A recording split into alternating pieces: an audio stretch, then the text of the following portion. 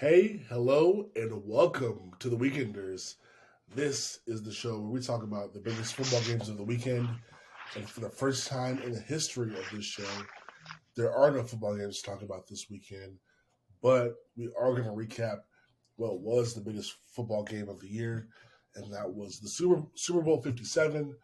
Um, Overall, to me, guys, great game. Um, okay halftime show. Pretty good, depending on the circumstance. I mean, considering the circumstances of the performer, Rihanna. But solid weekend. Lexi, Bobby, thanks for joining me. What's up, everybody? If you're watching this for the first time, I'm Max. We're Multiplicity Media, and we like to talk football. Um, Super Bowl takes. Throw them at me. Anybody? Great. I thought it was a great game. I knew right at halftime. I was like, "Yeah, Bobby's got this over in the bag." It was just Yes. it was incredible. And I was kind of shocked. I know we talked about kind of both defenses going at it, but man, it was a game of the offense, and it was really fun to watch. Um, Lexi, thanks for mentioning that. Sorry. So, uh, congratulations are in order. So, if anyone's watching this for the very first time, every week throughout the football season, we do something fun on this show. It's called Lock of the Week. We make one pick, we lock it in. We've been keeping track. We didn't. We kind of started this podcast like the middle of like football, so it's not the numbers, the weeks, the math doesn't really add up correctly. But we did it for a few weeks, and we came to uh, final standings and a winner, which was Bobby. We'll get into all the details a little bit later, but Bobby, congrats for winning Lock of the Week for this season. We're proud of you. Uh, we'll figure out the reward, but for right now, you get a W because you're a winner. The dub is all that matters. I limp. We all were limping to the finish line, but I'm the one that just limped a little bit farther. Uh, that over, never in doubt. Love to see it. It was probably, what a great way to end off a football season with the one you were just the most right on. But also I hit my groove right as the sport ended for the season. So two ways about it, but the win is a win. I'll take it. 8-9 as the champion, but it doesn't matter. it was a pretty rough season for all of us. Yeah, It was bad. had some hard times, but yeah, Bobby. While you're on the mic, give us your impression of the Super Bowl.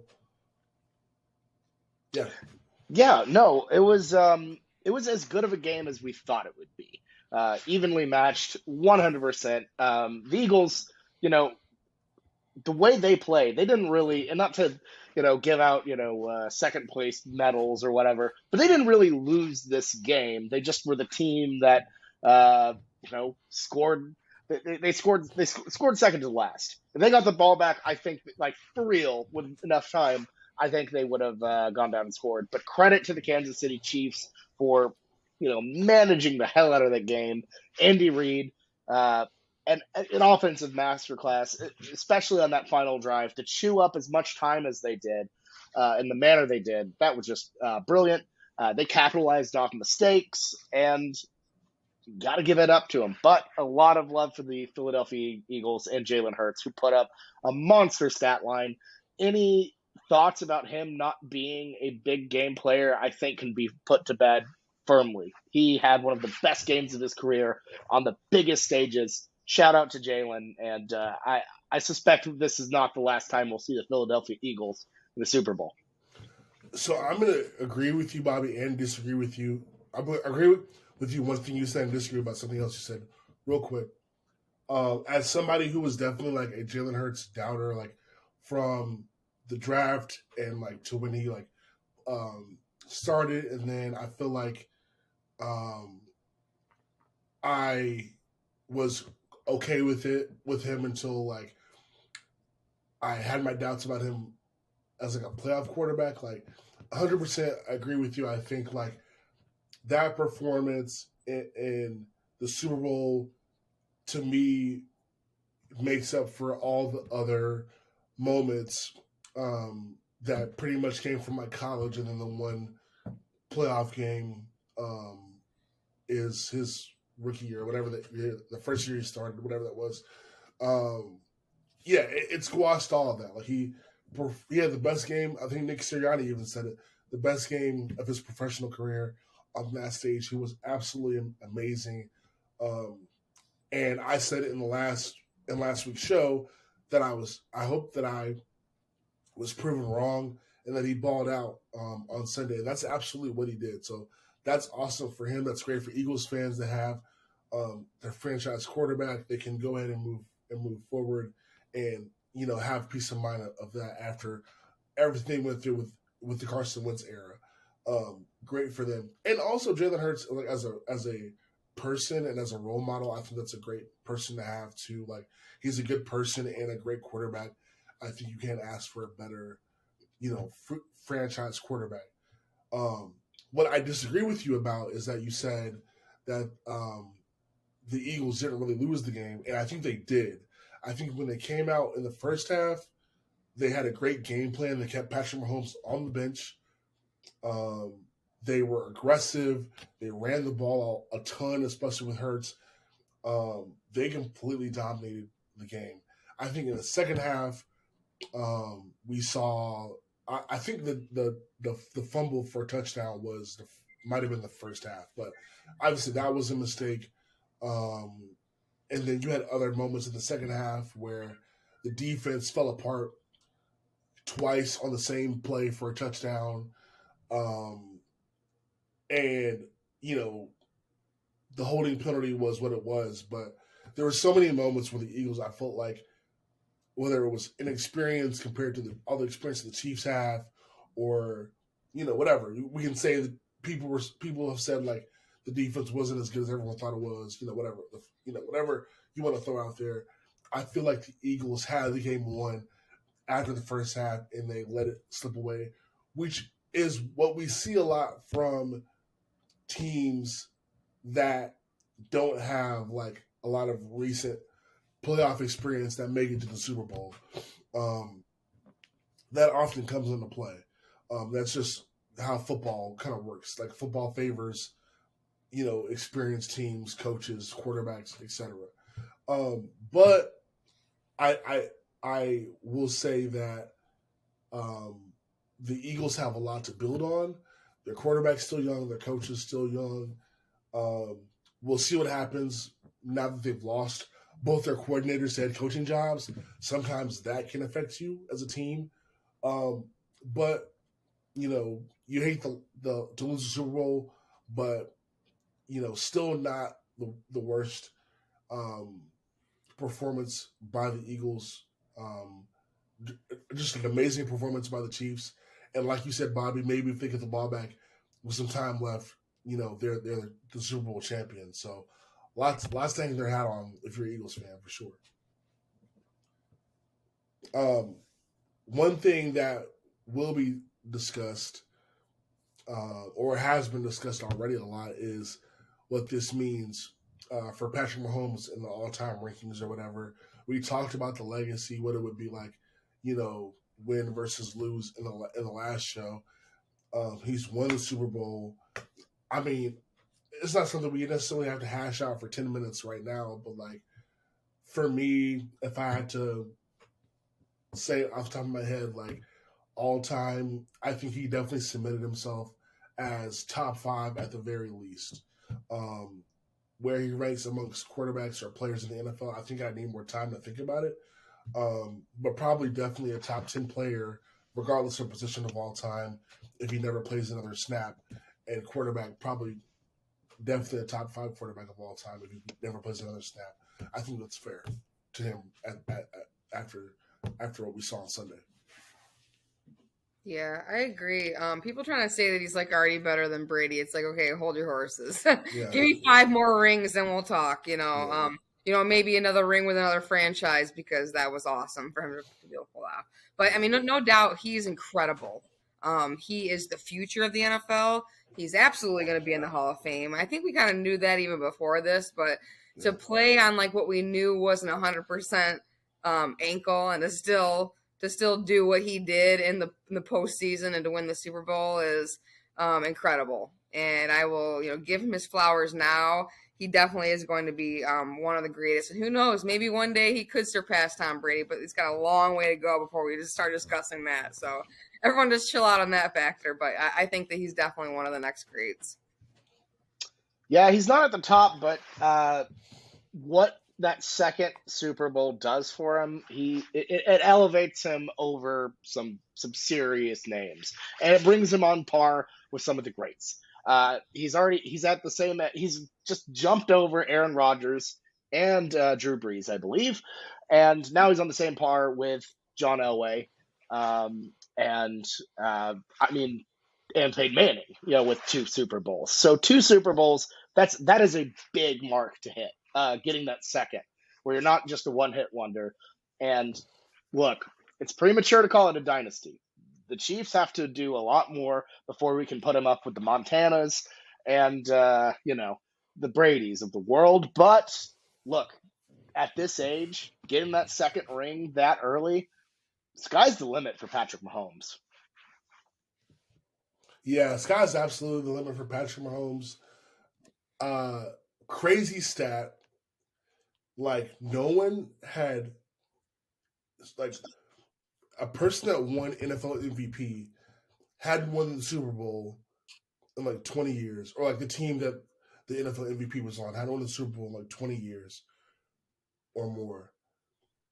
And the quarterback who led the NFL in passing yards hadn't won the Super Bowl in like 25, 30 years or more.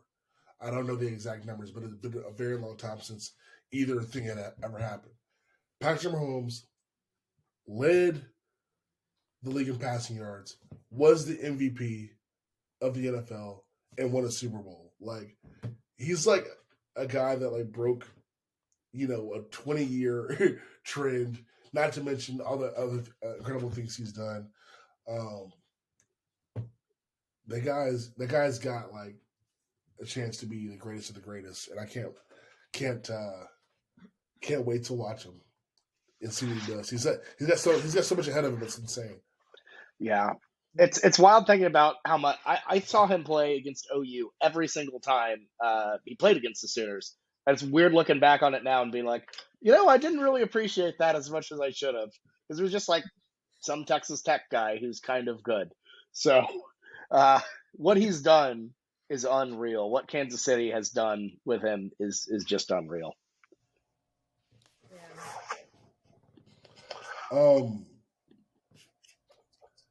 Which team do you feel like has a better chance to be back next year, the Eagles or the Chiefs? I'm going to say the Chiefs. I mean, especially, Eagles losing both offensive coordinator, defensive coordinator puts a little cramp in things. But I'll be impressed if they do make it back. The talent's still there. The team's still loaded. But I just think Kansas City's been doing this a little bit longer. So I have faith that they'll be back for sure. It's tough. I'm going to go with the Eagles, though. I think the NFC is a lot more wide open than the AFC is. You still got Joe Burrow. You still got the Bills out there. I'm just saying it's hard to get to the Super Bowl in through the AFC. It's that path is very tough. In terms of the NFC, though, I mean, who are you looking at? I guess the Niners. A healthy Niners is scary, but are they scarier than the two teams I mentioned, the Bills and the Bengals? I don't think they are. So I'm going to go with the Eagles. I think they're more well equipped for it. Yeah, this is a tough one for me. I feel like the AFC is a gauntlet. I feel like the NFC though, like, I think losing coordinators is really tough. The NFC has a lot of rebuilding in a lot of places. The NFC East is going to be a tough division still, I think, next year, but it's tough to say. I think you put as long as you have Andy Reid, Patrick Mahomes, Travis Kelce playing at a high level, it's hard to doubt the Chiefs as a team that will be back.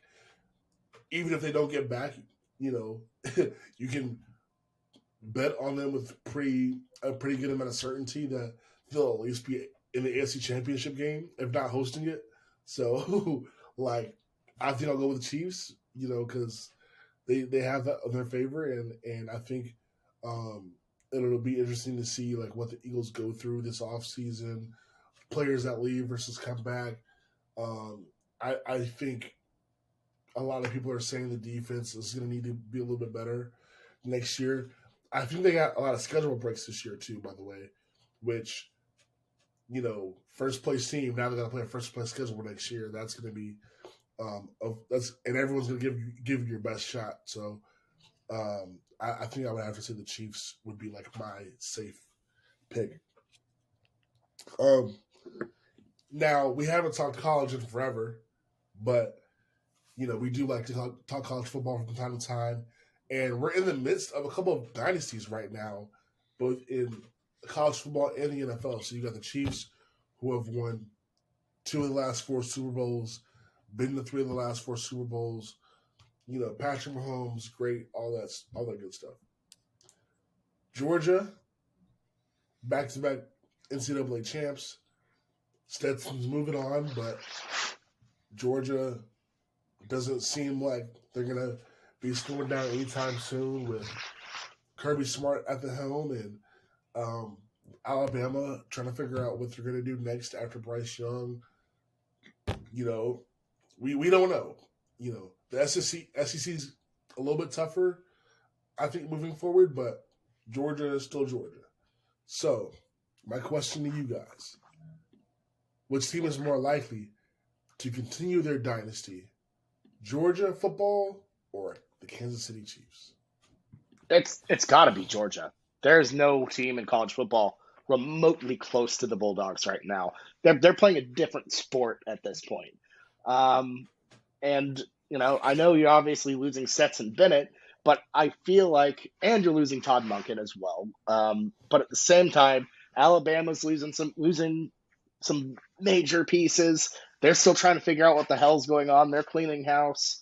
And other than that, I don't really feel like the Ohio State, the Michigans of the Big Ten are on that level yet. I just think Georgia's on a different level. It's hard to three-peat. No one's really ever. I can't even remember the last time someone did that in college football. It's been a long, long time. But look, compared to what I mentioned earlier with what the gauntlet that the Chiefs had to go through in the AFC, how narrowly they made it to just even get to the Super Bowl. They needed that late hit out of bounds, and then they needed that holding penalty just to get over the line. Compared to Georgia, yeah, it's night and day to me. I think the Dogs are probably more likely to win it next year than KC. Yeah, I mean, the Super Bowl is definitely much harder to get to. I know that Kirby Smart is building this, and I know that they're probably going to be at least a couple more years of this dynasty. But I think the NIL is going to be catching up here pretty quick, and maybe even things a little bit more. I still think Georgia's going to be great. Don't get me wrong. I still think that they can be, of the SEC, because I don't think Alabama is quite what it used to be, but if I'm picking between the two, it's definitely going to be Georgia winning, just because the Super Bowl is very difficult to get to, and you're playing all professionals, whereas, SEC is playing cupcakes in late November. But yeah, I don't know. Yeah, this is tough. I think it's a little bit easier to keep dynasties going in college football than it is in the NFL. The NFL is built for parity and built for change. In college, it's just so much easier to keep stacked rosters, to play great, because you have a system instead of relying on, great quarterback play to carry you, although some teams rely on that. I think it's going to be interesting because maybe immediately Georgia is better, but like, long term, like it is tough for college football teams to stay like, dynasty level long term. I mean, we've only seen it happen once with Alabama, and even they had like gaps in their, championships. Um, Hell, even in the NFL, with the Patriots, they had the 10-year gap, and they're even getting to a Super Bowl. I mean, sorry, not getting to a Super Bowl.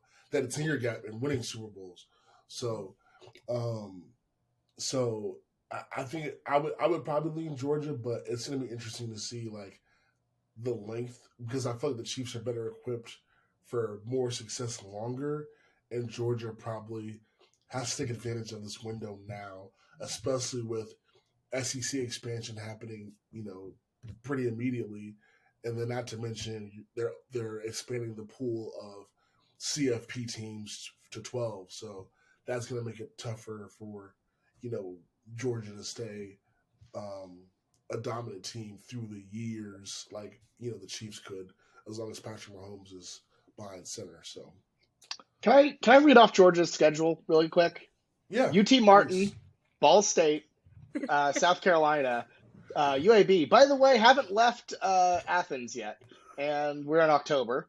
Uh, at at Auburn, Kentucky, at Vanderbilt, bye week, Florida in Jacksonville, Missouri, Ole Miss, at Tennessee. First tough game of the season right there. And then at Georgia Tech, that's basically a home game, SEC championship. That is a I just cakewalk. hate when everyone's playing the crazy rivals at the end of the season where it all's on the line and all matters. You got cupcakes. Like everyone wants to, bitch about Michigan's schedule and like the non-conference. It's like, let's look at the late in the season games that these other conferences are playing, okay? Because Christ. It is kind of funny that Georgia's late in the season cupcake is just Georgia Tech. But I will say, to defend them, they were supposed to go to Oklahoma this year, but it got canceled because of the SEC move, and OU wasn't going to fulfill the other end of the home and home. So it would have been actually kind of tough to replace that game with Ball State. So at the same time, that's an easy schedule. Yeah, for sure. Georgia. Yeah, we'll see. I think like I said, Georgia probably has the easier immediate future, but the Chiefs, the NFL, is more parity, but it's the windows are a little bit longer, especially when you have a great quarterback like Mahomes. All right, well, it's been fun to recap the Super Bowl. It's been a fun season talking college and NFL. We already have established that Bobby is our lock of the week champion, so I said I would kind of go back into the numbers. So the results from last week, I had Devontae Smith as Super Bowl MVP as my lock, even though I picked the Chiefs to win in the predictions. I said I think if the Eagles win, Devontae Smith would be Super Bowl MVP. That was going well for a while, but obviously didn't happen. I took the L there. Bobby, and I finished the season 5-12. Miserable record. Miserable. Bobby had the over 50.5. Great pick. Loved it. 8-9. Bobby is the season there. Lexi had Jalen Hurts Super Bowl MVP, which also definitely would have happened after his first half had they been able to pull through. Had they been able to pull through, it would have happened for you.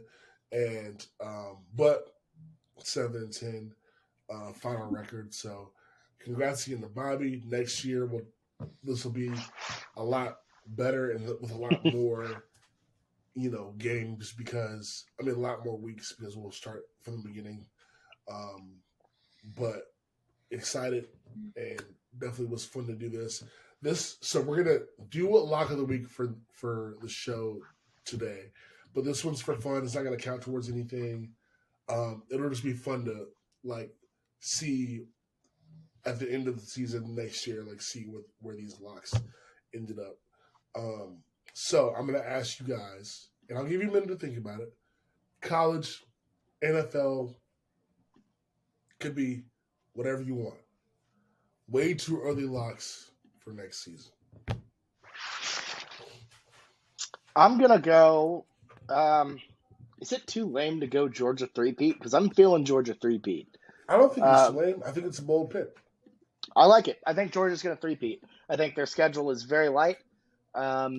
Tennessee lost a lot, and even if they lose that one game, I don't think it's going to. I don't think it's going to hurt them all that much. So I'm going to go with the Dogs three-peat. I know that's hard, but I think that's what we see. With just what they have, that roster, and look, the key to all of it. Can Kirby Smart gaslight his own players into believing they're going to that everyone thinks they're going to go 7-7 again? Because if he does that, then oh god, we're all screwed. Yeah, I'm not trying to be a homer here, but like I am gonna absolutely say the Lions make the playoffs next year.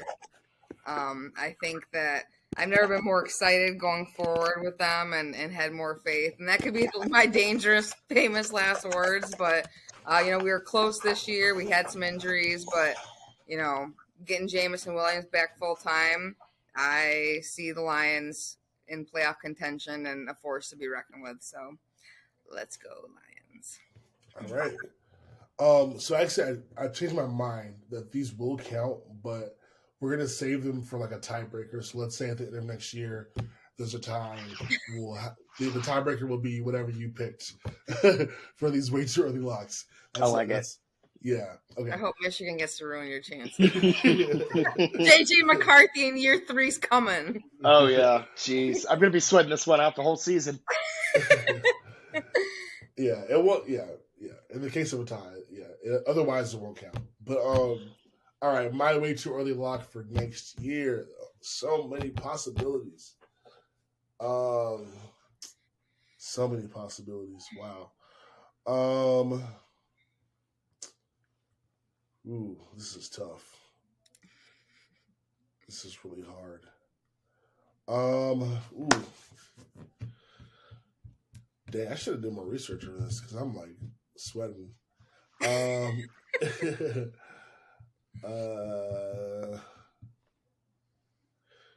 Okay. I have a juicy one. Wow.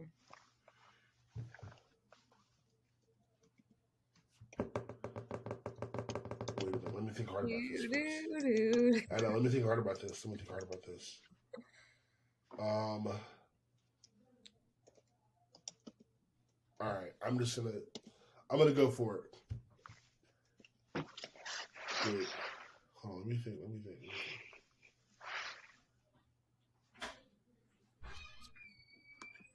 Oh, okay. I feel great about this pick. I feel great about this one. All right. All right. The way too early pick for next season. I'm going to go to NFL. College is way too unpredictable. I'm not going to even touch that. My way too early pick for next season. The Cowboys, the Dallas Cowboys. I'm picking on Cowboys fans. They will miss the playoffs next year. That's too easy. I got to do it. I mean, I love it. I like it. Cowboys will miss the playoffs. I was actually going to pick the Bills, and then I was like, that's too risky. I'm going to take the Cowboys to miss the playoffs. Yeah, that's my way too early lock. So, again, tiebreaker purposes, Georgia three-peat from Bobby. Lions make the playoffs from Lexi. Cowboys miss the playoffs for me for next season. It's been a fun year talking the games. I've loved doing it. What's going to happen now? Well, I'll tell you. We'll take a little breather, but we're not going to go away for the off season. I think what we would like to do for this podcast is definitely take some time to talk a little bit about the draft. So bring on experts that kind of know their stuff, because none of us are draft experts. We like college, we like NFL, but we're not draft experts. It's a different job entirely. So we want to get people on that know the draft really well. We'll have a couple shows about that. Maybe do a mock draft show, and then talk about the draft when it happens. And then after that, probably take another little break after that, and then just get into talking about and previewing the college and NFL season. Probably we'll take it, division by division or conference by conference for college, and go from there. And so keep it locked. Won't see us every week anymore, but you'll see us a few times between now and the beginning of next season. But I'll miss seeing you guys every week. But this is see you later, and definitely not goodbye. This has been a really fun show to do with you guys this year, and I can't wait for more. We're gonna be even better next year. Agreed. Yeah, definitely a great season, a lot of fun, and a lot of good times. So definitely love doing it. Yep. Talking football is life, so. There we go. All right. Well, till next time, this has been the Weekenders with Multiplicity Media. Bobby, Lexi, we'll see you again. We'll see each other again soon. Y'all be easy. Thanks for watching. Peace. Yeah. Bye, y'all.